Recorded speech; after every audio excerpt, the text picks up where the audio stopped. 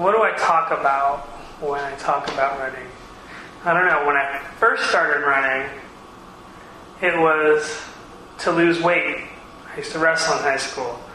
And so it was a form of torture because I didn't want to run. I just wanted to wrestle. But in order to get down to the weight that I needed to get down to, I had to do additional workouts, which included running. And, when I was in high school, I wasn't a runner, so I ran 2 miles a day, and it seemed like such a far distance, and it just wasn't fair that I had to run. But my coach told me time and time again, winners run. And I won, so I kind of correlated the two together. I pretty much believed he was right.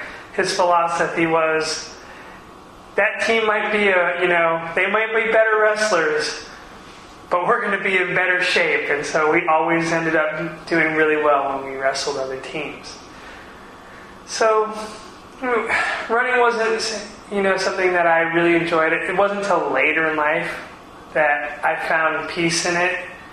And I didn't even realize I was looking for peace. I used it again as a weight loss tool to maintain weight, to lose weight, because I wasn't always thin, and I don't really consider myself thin now. I'm not fat by any stretch, but my musculature, my buildup is, you can see it's stout. I'm short and stout.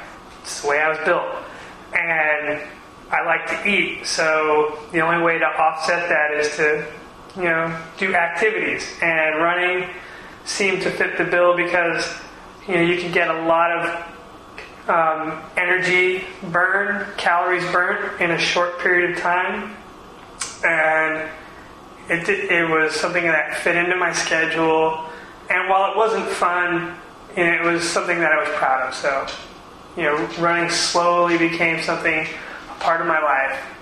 And then later, when I went back to college, I was able to get my weight down into a range where I was happy, and I knew summer was coming along, and I knew that if I didn't have some sort of schedule, that it was all over.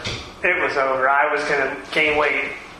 So what I did was I said, well, why don't I just train for a marathon? And I went and I found an online schedule and used that to train, and followed it, and ended up injuring myself because I didn't know my capacity as a runner. And so I ended up competing in the marathon, didn't do very well, and decided to start from scratch and do another one.